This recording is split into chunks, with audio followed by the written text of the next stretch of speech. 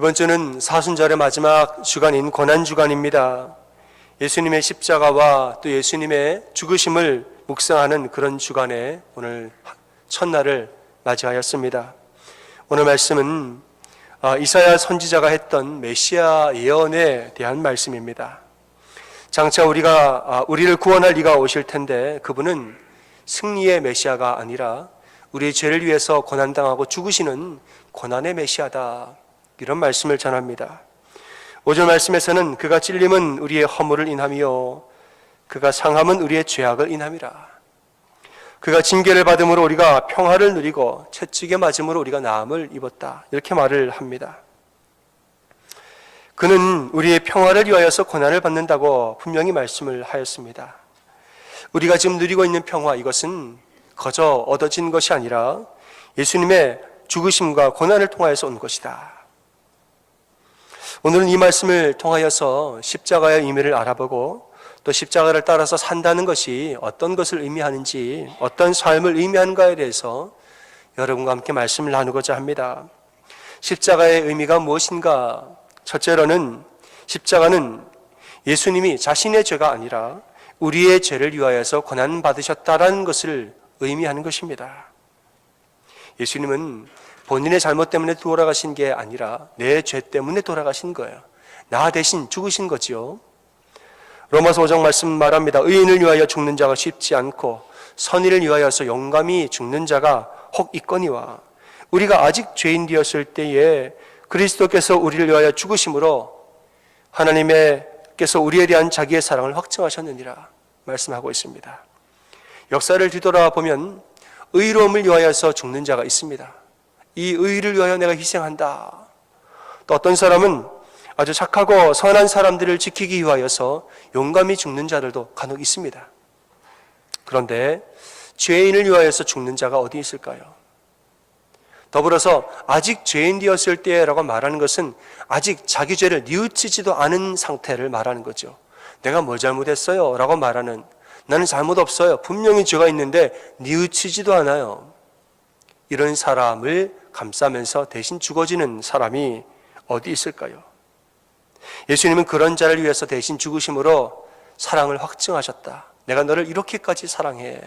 우리에게 보여주셨다는 것이지요. 여러분, 예수님이 누구십니까? 예수님은 신입니다. 예수님은 하나님의 아들입니다. 하나님은 또 자신의 독생자를 우리의 죄를 위하여서, 우리의 죄의 문제를 해결하기 위해서 자신의 독생자를 이 땅에 보내셨다는 것이지요. 여기서 의문이 듭니다. 아니, 죄가 뭐 그리 대단한 거길래 죄를 위하여서 신이 죽어야만 했을까? 죄의 문제가 뭐 그리 대단하길래 그 그깟 죄의 문제를 해결하기 위하여서 신이 희생해야 했을까? 여러분, 사람들에게 죄란 뭡니까? 예수님을 모르는 사람들에게 죄라는 게 뭘까요? 그들에게 의미하는 죄는 뭐냐? 그냥 들키면 좀 미안하고 안 들키면 감사한 거고, 사람들이 생각하는 죄라는 건 그겁니다. 뭐 죄가 다 그런 거지 뭐. 너도 짓고 나도 짓고 죄 안 짓는 사람 어디 있어? 나보고 뭐라 그러지 뭐. 너도 졌잖아. 안 걸려서 다행이고 나는 걸렸고, 말하자면 뭐가 없다고 그러잖아요. 걸리면 재수가 없다. 뭐 죄 지으면서 자기 욕심 따라 사는데 들키면 재수 없는 거고 안 들키면 뭐 원래 그런 거고. 이 세상을 사는 사람들, 욕심을 쫓아가는 사람들에게는 죄가 별것 아닌 것처럼 보입니다. 그게 뭐 어때? 그저 뭐 돈이 문제고 직장이 문제고 사람이 말썽이지 그깟 죄 정도에 마음 약해지지 마라. 사람들은 그렇게 이야기를 합니다. 그러나 하나님 시각에서는 아니라는 거예요. 사람들이 볼 때는 그깟 죄의 문제라고 말하겠지만 하나님이 보실 때에는 죄의 문제가 가장 중요한 거예요. 우리 인생에서 가장 근본적이고 가장 중요한 것이 무엇인지, 인간에게 있어서 우리가 해결해야 할 가장 우선 과제가 무엇인지 하나님은 아시는 거예요. 하나님 우리보다 지혜가 뛰어나신데 하나님 시각에서 볼 때는 너네 그게 문제가 지금 아니야. 진짜 중요한 건 바로 죄의 문제야. 이 문제 먼저 해결해야 돼. 우리 안에 있는 근본적인 죄성, 말하자면 이 원죄의 문제가 해결되지 않으면 이 죄 때문에 너희의 삶은 앞으로 계속 더 지저분하고 또 악한 것이 계속 연이어서 나올 거야. 이 죄의 문제를 해결하지 않으면 이 문제가 두고두고 우리의 영혼을 파괴할 것이고 우리 모든 삶의 행복을 다 망가뜨리게 될 것이야. 이거를 우리는 몰라도 하나님이 정확하게 다 아신다는 것이죠. 그래서 우리를 사랑하실 때 우리를 어떻게 도와주실까를 가만히 보다, 그래, 너네에게는 지금 죄의 문제를 해결해 주는 게 가장 큰 선물이겠구나. 우리는 몰랐는데 하나님 아시고 자신의 독생자를 보내사 희생하신 것입니다. 여러분, 그래서 예수님을 믿는다라는 것은 무엇입니까? 내가 죄인이라는 걸 고백하는 거예요. 이 내 안에 있는 죄의 문제, 근본적인 죄성들이 별것 아닌 게 아니라는 것을 알아야 되는 거지요. 그래, 이 문제가 참 귀하고 너무나 중요한 아주 핵심적인 문제구나. 내가 죄인이라는 사실이 이렇게 중요한 고백이구나. 이것을 우리가 알고 고백하는 것이지요. 그리고 더 나아가서는 예수님 덕분에 내가 새 생명을 얻었다는 사실을 감사하고 사는 거예요. 그래서 우리가 어떻게 살아야 하는가? 겸손하게 사는 것이죠. 예수님 믿는다는 것은 무엇이냐? 십자가를 마음에 품고 산다는 것은 무엇이냐? 내가 죄인이라는 사실을 알고 나를 위해 예수님이 돌아가셨다는 사실도 알고, 그래서 내가 겸손하게 사는 거예요. 내가 낮아지게 사는 거지요. 예수님 믿기 전에 우리의 마음이 완악할 때는 이렇게 말하기도 합니다. 아니, 2000년 전에 돌아가신 그분이랑 나랑 뭔 상관이냐? 아니, 내가 뭘 그렇게 죽을 죄를 지었는가? 그러나 십자가의 은혜를 우리가 체험하게 되면 우리가 눈물 흘리면서 회개하지 않을 수가 없는 거예요. 그깟 죄라고 우리가 생각해 왔으나 예수님의 십자가가 내 안에 들어오고 성령님의 만지신 역사가 내 심령 가운데 임하면 우리는 그깟 죄가 아니라, 하나님, 이 죄 때문에 예수님 돌아가셨군요. 내가 이렇게 못된 죄인이군요. 내 죄의 엄중함을 깨달으면서 회개하게 된다는 것이지요. 내가 얼마나 부족한 사람이었는지, 이 나의 기고만장했던 자신감이 얼마나 보잘것없는 초라함이었는지, 얼마나 부끄러운 것이었는지를 알게 되면서 우리의 얼굴이 화끈거려서 고개를 들지 못하는 것입니다. 여러분, 죄의 감수성이라는 것이 있습니다. 내가 죄를 지었으면 이 죄의 엄정함을 알고 하나님께 내어놓는 것이죠. 그런데 우리의 얼굴이 뻣뻣하여서 죄를 지어도 다 그런 거지 하면서 마음이 완악하게 살면 안 되는 거예요. 어떤 사람은 말합니다. 죄 자꾸 이야기하면 마음이 무거워지니까 하지 마세요. 여러분, 아닙니다. 죄의 문제를 하나님께 올려드리면 무거워지는 것이 아니라 우리가 홀가분해지는 것이에요. 내 죄를 하나님 앞에 다 고백하고 나면 우리 어깨가 무거워지는 것이 아니라 날아갈 듯이 기뻐져요. 그러니까 죄를 고백하는 것은 감사한 일이지 우리에게 안 좋은 일이 아닙니다. 여러분, 우리 안에 있는 수많은 부끄러움 중에 하나라도 사람들에게 들키면 우리는 얼마나 부끄러울까요? 여러분의 마음이 투명한 유리라고 생각해 보십시오. 누구든지 여러분 속마음과 여러분의 생각을 누구든지 다 꿰뚫어서 볼 수 있다고 여러분 생각해 보십시오. 우리는 부끄러워서 못 삽니다. 이 복잡한 내 마음들, 이 어지러운 마음과 참 죄된 나의 마음이 하나라도 누구에게 들켜지면 우리는 부끄러운데, 예수님은 우리의 마음을 다 알고 계시지요. 우리의 마음을 아주 투명한 유리처럼 우리의 속마음과 우리의 이 계산과 우리의 이 속 이야기를 예수님 다 알고 계세요. 알고 계시는데 또 우리가 거짓말하는 것도 알고 우리가 겉으로 아닌 척 하는 것도 예수님 다 알고 계세요. 그런데 아시면서도 그래도 우리를 사랑하시고, 아시면서도 그래도 우리를 끝까지 내 아들, 내 딸이라고 품어주시는 거지요. 나를 사랑하기로 결정하셨기 때문에 끝까지 나를 보호하시고 사랑하시죠. 이 사실을 알면 우리가 감사해서 견딜 수가 없어요. 일본의 어느 무신론자인 교수가 있었습니다. 이 무신론자 교수는 하나님 없다, 신은 없다라고 말하면서 특별히 성경에 대해서 성경은 다 거짓말이고 성경은 다 우리는 믿을 만한 책이 아니다, 비난을 하면서 다녔습니다. 그 학교에 기독교인인 총장님이 계신데 총장님과 이 교수가 논쟁이 벌어졌습니다. 총장이 말합니다. 아무개 교수, 당신은 성경을 몇 번이나 읽었습니까? 그랬더니 이 교수가 아직 한 번도 읽어본 적이 없노라고 솔직하게 말했습니다. 총장이 학자로서 이런 이야기를 합니다. 당신은 남의 글을 읽어보지도 않고 비판하는 것이 학자의 자세가 아닙니다. 비판하고 싶으면 읽어보고 비판하십시오. 호되게 꾸짖었습니다. 이 교수가 오기가 나서 한번 내가 성경을 다 읽어보고 다시 한번 비판하리라, 이런 마음을 가지고 이제 성경을 읽기 시작했습니다. 복음서를 읽어보는데 막상 성경을 읽어보니까 예수님에 대해서 호감이 생기기 시작했습니다. 예수님 참 보니까 눈먼 자를 보게 해주고, 벙어리를 말하게 도와주시고, 귀머거리 듣게 하시고, 앉은 병이 이렇게 세워주시고, 야, 이런 분이 참 어디 있을까? 참 좋은 분이구나.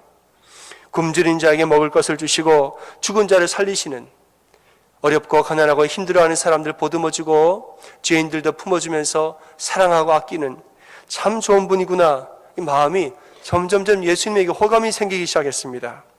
근데 그 다음에 복음서 뒤편에 십자가에 대한 이야기를 읽는데 마음에 걸림이 생겼습니다.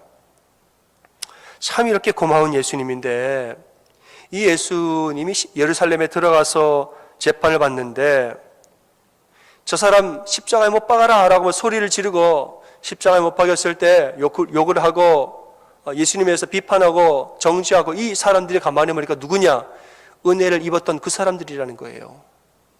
아니, 본인들은 그렇게 은혜를 많이 받아놓고 이제는 예수님 뭔가 안 좋은 것 같으니까 등 싹 돌리고서는 저 사람 죽이라고, 저 사람 십자가에 못 박으라고 이렇게 소리치고 있는 군중들을 바라보면서 이 교수님 마음속에 사람들 참 못됐다, 어떻게 저럴 수 있을까, 이해가 안 됐다는 거지요. 더 놀라운 것은 이 예수님이 죽어가시면서 기도한 내용이 더 이해가 안 갔습니다. 아버지여, 저희의 죄를 사하여 주옵소서. 자기들이 하는 일을 알지 못하나이다.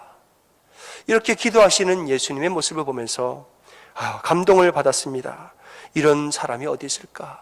이런 분이 또 어디 있을까? 그리고 또 한편으로 사람은 왜 이렇게 못된 것일까? 이게 탄식하면서 감동도 동시에 받았다는 것이죠.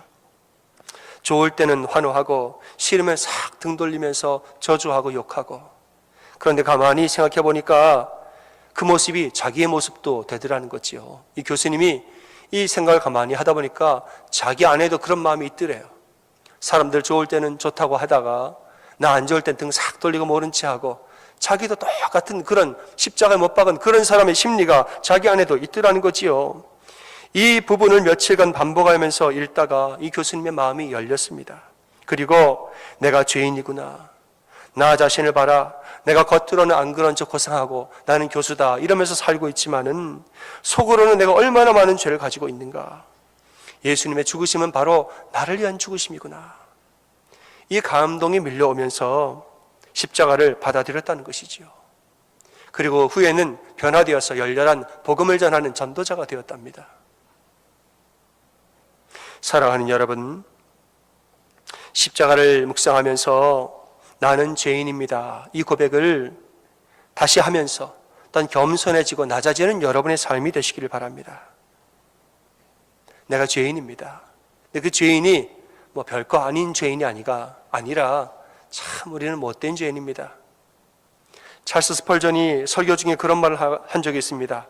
가끔씩 우리는 내가 얼마나 못된 죄인인가를 깨달을 때가 있는데, 사실은 우리는 내가 생각하는 것보다 훨씬 더 큰 죄인이라고. 찰스 스펄전 목사님이 설교한 내용 중에 하나입니다. 우리는 우리가 생각하는 것보다 더 나쁜 죄인이에요. 그러나 이것이 우리에게 눌림이거나 우리에게 위축되거나 우리를 우울하게 만들거나 그런 의미가 아니라 이 깨달음에서 더 나아가서, 그래서 주님, 제가 주님 앞에 나아가서 주님 앞에 회개합니다, 이 죄를 다 올려드리고 주님의 보혈로 내 모든 죄를 씻김받으면 우리는 더 강한 자가 되고, 죄를 부인하는 자보다 우리는 더 강력한 힘을 발휘하는 자가 되는 줄 믿으시길 바랍니다. 나는 죄인입니다, 겸손히 고백하시고, 내가 더 낮아지시고 날 위해 십자가에 달려 돌아가신 예수님께 진심으로 감사를 드리시기를 바랍니다.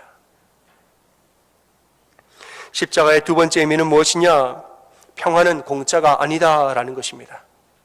우린 십자가를 바라보면서 우리가 누리고 있는 이 평화는 결코 공짜로 얻어진 것이 아니다라는 것을 알게 됩니다. 5절에 말씀합니다. 그가 징계를 받음으로 우리가 평화를 누리고 이랬습니다. 우리가 지금 누리고 있는 평화는 내가 잘나서 얻은 것이 아니라 예수님이 대신 징계를 받았기 때문에 누리는 평화인 것이지요. 여러분, 평화는 공짜가 아닙니다. 누군가의 희생과 누군가의 노력이 있기에 우리에게 평화가 있는 것이에요. 제가 예전에 워싱턴 DC를 간 적이 있습니다. 거기 가서 한국 전쟁 기념 공원을 돌아본 적이 있습니다. 보면서 6.25 시절 참전했던 용사들의 이름과 또 그들의 고마운 글귀들과 이것을 쭉 보다가 제가 그 기념비에 새겨진 아주 의미심장한 문구를 보고 감동을 받았습니다. 이렇게 적혀 있습니다. Freedom is not free. 적혀 있더라고요. Freedom is not free. 자유는 결코 공짜가 아닙니다. 맞습니까? 그리고 이런 글씨가 바닥에 새겨져 있습니다. Our nation honors her sons and daughters who answered the call to defend a country they never knew and a people they never met. 알지도 못하는 나라와 만난 적도 없는 이들을 지키자는 부름에 응답하였던 우리의 아들들과 딸들을 이 나라는 명예롭게 여긴다. 이렇게 적혀 있더라고요. 여러분 맞지 않습니까? 생전 듣도 보도 못한 나라와 알지도 못하는 사람들을 지키겠다고 저 사람들 지키러 갑시다 라고 말한 이 부름에 응답하였던, 그리고 자신이 희생하였던 아들들과 딸들의 희생과 섬김들이 있었기에 그래서 우리가 평화를 누리는 것이 아닙니까?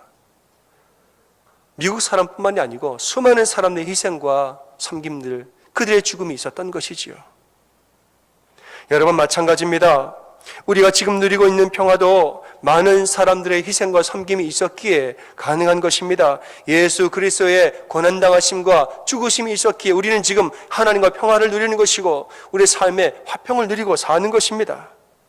평화라는 것은 모두가 사랑하는 고귀한 가치이지만 이것은 결코 그냥 얻어지는 것이 아닙니다. 만약에 지금 여러분이 평화로운 삶을 살고 있다면 그 뒤에는 누군가의 섬김과 인내가 있는 것임을 아시길 바랍니다. 여러분 만약에 우리 교회가 지금 평화롭다면, 우리 교회가 평화롭게 지금 이렇게 예수님을 예배하고 우리 공동체가 평화롭다면 누군가의 섬김과 희생이 있기 때문에 평안한 거예요. 맞습니까? 여러분의 가정이 지금 평화롭다면 내가 잘해서 평화로운 게 아니에요.